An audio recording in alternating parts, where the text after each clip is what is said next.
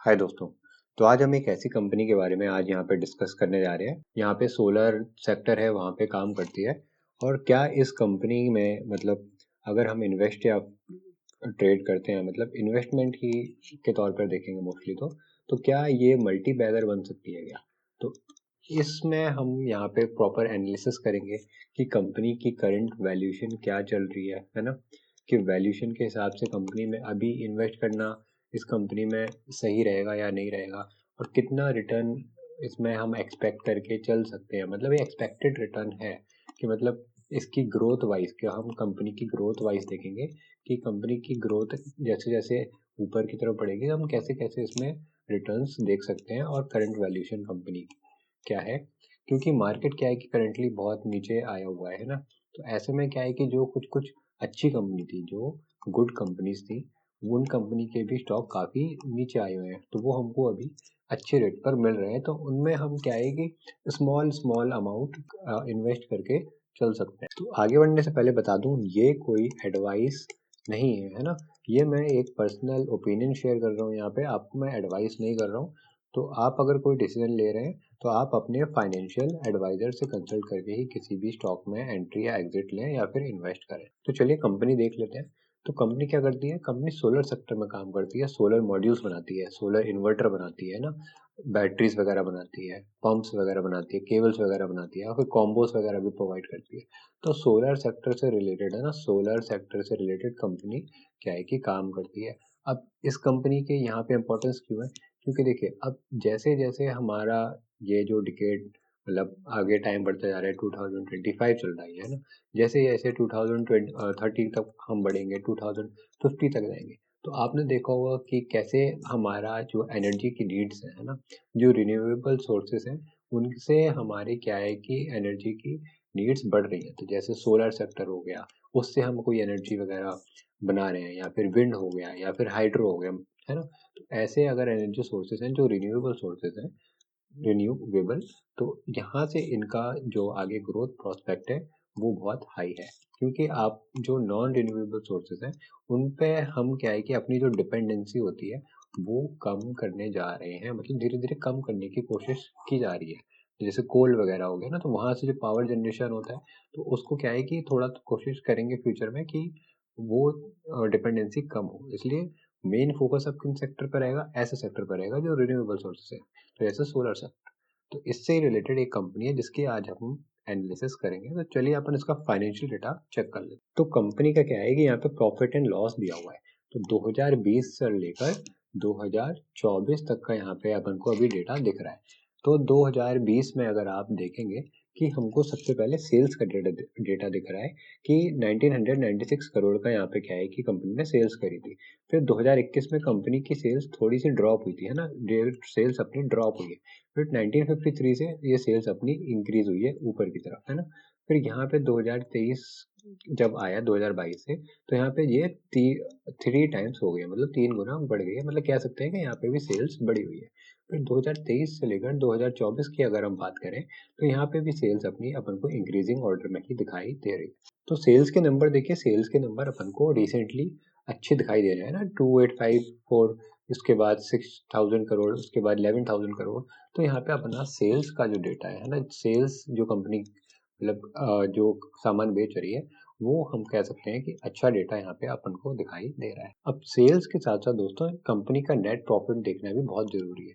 क्योंकि ऐसा हो सकता है कि कंपनी सेल्स तो बहुत अच्छा कर रही है ना, लेकिन वो कंपनी के खर्चे इतने हैं, एक्सपेंसेस इतने हैं कि एक्सपेंसेस की वजह से कंपनी क्या है कि लॉस में जा रही है। तो क्या कंपनी लॉस में जा रही है, या फिर अगर प्रॉफिट में भी जा रही है, तो कंपनी की जो प्रॉफिट की ग्रोथ है, क्या वो ऐसी है कि कंपनी प्रॉफिट मतलब कर रही है, फिर अगले साल फिर उसकी ग्रोथ और ऊपर हो रही है?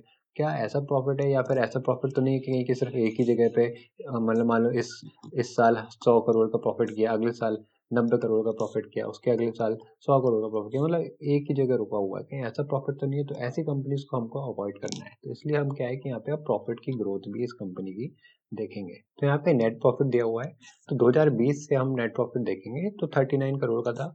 फिर अगले साल 2021 में 48 करोड़ हुआ है। उसके बाद 2022 में काफी अच्छा जंप आया ना, 48 करोड़ से कितना हुआ, 80 करोड़ हुआ है।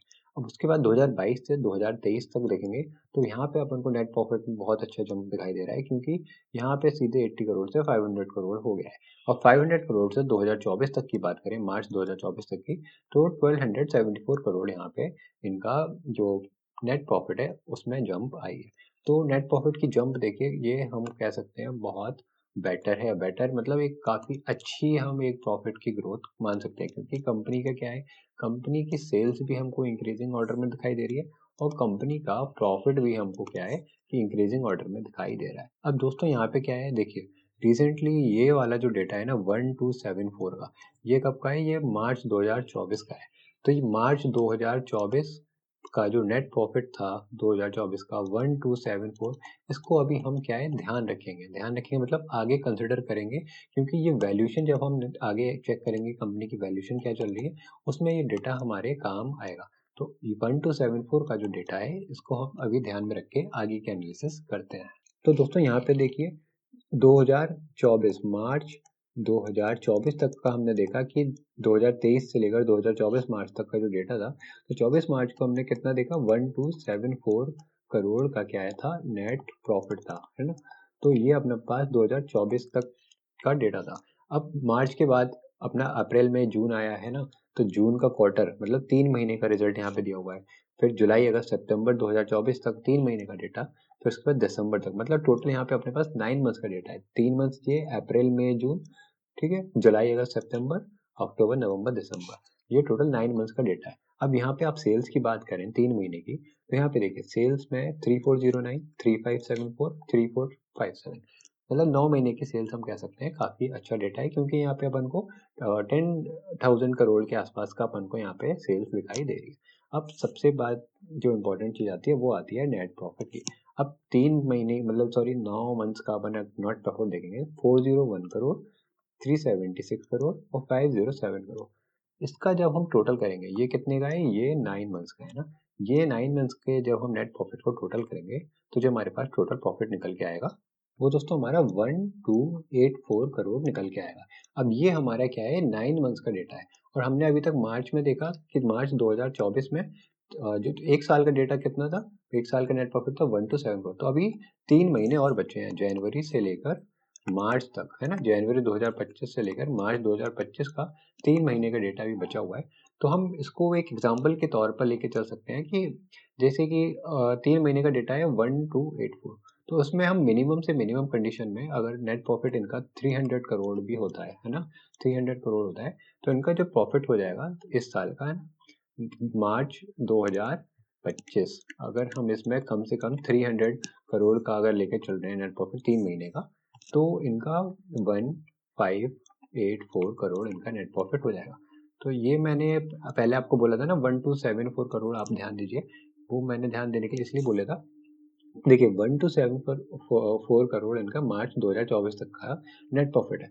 अब उसके बाद मार्च 2025 तक का जो मतलब बहुत मतलब गिरी से गिरी हालत कह लो कि इनका जो प्रॉफिट है इतना होने के चांसेस हैं, इसकी पॉसिबिलिटी काफ़ी ज़्यादा है 1584 करोड़ की। तो यहाँ पे आप देखिए इसमें प्रॉफिट की भी ग्रोथ अपन को काफ़ी अच्छी दिखाई दे रही है, क्योंकि इसको आप परसेंटेज वाइज देखेंगे तो अपन को जो परसेंटेज इसकी निकलेगी वो निकलेगी 24%, है ना। तो एक साल से दूसरे साल जो प्रॉफिट में जंप हुआ है वो 24% की जंप अपन को दिखाई दे सकती। तो 24% की जंप मतलब हम प्रॉफिट के साथ साथ जो स्टॉक का प्राइस है, तो क्या हम वहाँ पे भी इतना प्राइस में जंप एक्सपेक्ट कर सकते हैं। लेकिन अभी इस डेटा के हिसाब से जो 1584 करोड़ हम एक्सपेक्टेड इसका जो नेट प्रॉफिट हो सकता है, इसके बेसिस पर हमारी क्या वैल्यूएशन है ना, क्या वैल्यूएशन है, और अभी महंगा स्टॉक चल रहा है कि सस्ता चल रहा है, वो हम अभी वीडियो में और आगे देखेंगे। तो दोस्तों देखिए करंट स्टॉक का प्राइस कितना चल रहा है, 2104, और 2025 तक का हमको फाइनेंशियल डेटा जो है वहाँ पे हम प्रॉफिट कितना एक्सपेक्ट कर रहे हैं, 1584 करोड़ का। यहाँ पे कंपनी के जो total number of equity shares कितने हैं, टोटल इक्विटी शेयर्स हैं 28.7 करोड़, है ना, ये करोड़ में है। तो अगर हम कंपनी का अर्निंग पर शेयर निकालेंगे, मतलब एक शेयर पे कितना कंपनी प्रॉफिट कर रही है, टोटल शेयर हमारे पास कितने हैं 28.7 करोड़, ठीक है। अब एक शेयर पे कितना प्रॉफिट होगा, तो जितना हमारा नेट प्रॉफिट होगा ये वाला हमारा नेट प्रॉफिट है, इसको हम डिवाइड करेंगे कंपनी के कितने शेयर हैं, तो 28.7 से हम डिवाइड करेंगे, तो जो हमारा अर्निंग पर शेयर निकल के आएगा वो दोस्तों 55 के लगभग हमारा अर्निंग पर शेयर निकल के आएगा। ठीक है, तो एक शेयर पे हम कितना अर्न कर सकते हैं, एक शेयर पे हमारा एक्सपेक्टेड अर्निंग है, अगर हम ये जो 2025 तक की जो 3 महीने की जो डेटा है, अगर हम इसको एक्सपेक्टेड डेटा लेके चल रहे हैं, जो 3 महीने का प्रॉफिट है, ठीक है, 300 रुपये हमने जो लेके चला ऐड करा है उसमें, तो उसके बेसिस पर हमारा जो अर्निंग पर शेयर है वो कितना 55 का निकल के आ रहा है। अब अर्निंग पर शेयर है 55 का, करंट स्टॉक प्राइस है कितना है 2104 का, तो स्टॉक का जो पीई रेशियो होगा ना, स्टॉक हमारा ये जो है इसका जो पीई रेशियो होगा वो क्या होगा, स्टॉक का प्राइस हम डिवाइड करेंगे अर्निंग पर शेयर से, है ना, तो स्टॉक का प्राइस कितना है, स्टॉक का प्राइस है 2104, इसको हम डिवाइड करेंगे 55 से, तो हमारा पीई रेशियो निकल के आ जाएगा। तो हमारे यहाँ पे पीई रेशियो 38 का निकल के आएगा। 38 का पीई रेशियो का मतलब क्या हुआ, मतलब कंपनी में अगर आप 38 रुपीज मतलब इन्वेस्ट कर रहे हैं, है ना, तो आपको वो 1 रुपये कमा के दे रही है, मतलब 1 रुपये कमाने के लिए आपको 38 रुपीज इन्वेस्ट करने पड़ रहे हैं। पीई रेशियो का मतलब ये है प्राइस टू अर्निंग रेशियो, है ना, पीई रेशियो मतलब 1 रुपये कमाने के लिए आपको कितने रुपए खर्च करने पड़ रहे हैं। अब इसका इंपॉर्टेंस इसलिए होता है, मान लीजिए किसी कंपनी का पीई रेशियो होता है 20 का, है ना, 20 का मतलब क्या है कि 1 रुपये कमाने के लिए कंपनी को आपको 20 रुपये देने पड़ रहे हैं। अब ऐसी दो कंपनी है मान लीजिए, है ना, या फिर मान लीजिए एक कंपनी और ले लीजिए कि कोई कंपनी ऐसी है जिसका पी रेशियो 60 का है। आपको तीनों में से अगर आप कौन सी कंपनी में इन्वेस्ट करना चाहेंगे, तो आप क्या देख के करेंगे, देखिए मान लीजिए ये वाली कंपनी है, इसमें आपको 1 रुपये अर्न करने के लिए 38 रुपीज देने पड़ रहे हैं, इसमें आपको 1 रुपये अर्न करने के लिए 20 रुपीज देने पड़ रहे हैं, इसमें आपको 1 रुपये अर्न करने के लिए 60 रुपीज देने पड़ रहे हैं। तो आप ऐसी कंपनी चुनेंगे ना जिसमें आपको कम रुपए देने पड़ रहे हैं 1 रुपये अर्न करने के लिए, है ना, तो आप यहाँ पे 20 रुपीज मतलब जहाँ पे आप 20 रुपये देंगे वहां पे 1 रुपये अगर कमा रहे हैं, तो आप ऐसी कंपनी सेलेक्ट करेंगे। लेकिन सिर्फ अकेले यही क्राइटेरिया नहीं होता है, ठीक है, एक स्टॉक का जो पीई रेशियो होता है वो वन ऑफ द क्राइटेरिया होता है ना, वो वन ऑफ द क्राइटेरिया होता है, one of the criteria criteria ठीक है। बाकी के और क्राइटेरिया क्या होते हैं कि स्टॉक जो ग्रोथ है, ग्रोथ कैसी रही है स्टॉक की अभी तक, है ना, कि कंटिन्यूस सेल्स में हमको ऊपर इम्प्रूवमेंट मिल रहा है कि नहीं, है ना, प्रॉफिट में हमको इम्प्रूवमेंट मिल रहा है कि नहीं, बाकी के ये सारे फैक्टर्स भी यहाँ पे होते हैं। पर यहाँ पे कंपनी का हमने देखा कि सेल्स और प्रॉफिट दोनों अपन को अच्छी ग्रोथ दिखाई दी। स्टॉक का पीई रेशियो जो है वो 38 का है, और बाकी के आप जो और मतलब इस सेक्टर में जो है जो सोलर सेक्टर में है उनके आप पी रेशियो देखेंगे ना, वो हमेशा वो मोस्टली ज़्यादा ही है 60 के ऊपर, है ना, वो मोस्टली 60 के ऊपर ही ट्रेड कर रहे हैं। तो हम कह सकते हैं कि अभी करंटली हमको ये अच्छी वैल्यूशन पर मिल रहा है, तो यहाँ पे हम थोड़ा थोड़ा अमाउंट इन्वेस्ट करके चल सकते हैं।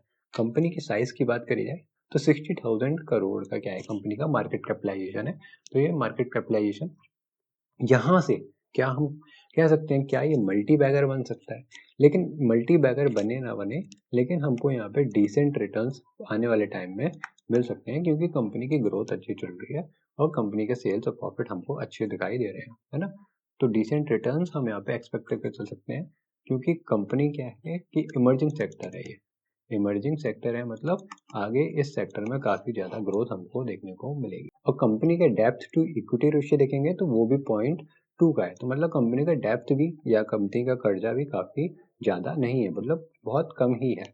और कंपनी का रिटर्न ऑन इक्विटी आप चेक करेंगे तो 33.4% का है, काफी अच्छा रिटर्न ऑन इक्विटी है। रिटर्न ऑन कैपिटल एम्प्लॉयड की बात करेंगे तो 43.6 का है, ये भी हम कह सकते हैं कि काफी अच्छा रिटर्न ऑन कैपिटल एम्प्लॉयड का डेटा यहाँ पे है। तो करेंटली हम कह सकते हैं सारे के डेटा को देख के कि ये कंपनी हमको अभी गुड वैल्यूशन पर मिल रही है ना। अगर आप इसमें इन्वेस्ट करना चाहते हैं तो आप अपने फाइनेंशियल एडवाइजर से मतलब सलाह करके फिर आप इन्वेस्ट कर सकते हैं, क्योंकि ये एक हमको एक गुड कंपनी इन्वेस्टमेंट के तौर पे नज़र आ रही है। तो कंपनी का नाम दोस्तों मैंने अभी तक आपको नहीं बताया है, तो कंपनी का नाम दोस्तों ये है वारी एनर्जीज, है ना, तो वारी एनर्जीज के नाम से ये कंपनी काम करती है। तो वारी एनर्जीज का रिसेंटली अभी आईपीओ भी आया हुआ था, तो यहाँ पे आप देख सकते हैं वारी एनर्जीज, तो इसका अभी रिसेंटली आईपीओ आया हुआ था और कंपनी अपन को अच्छी वैल्यूशन पर अभी देखने को मिल रही है। उम्मीद है इस वीडियो से आपको काफ़ी अच्छा इन डेप्थ नॉलेज मिला होगा। तो अगर आपको ये वीडियो अच्छा लगा है तो दोस्तों के साथ शेयर करिए, है ना?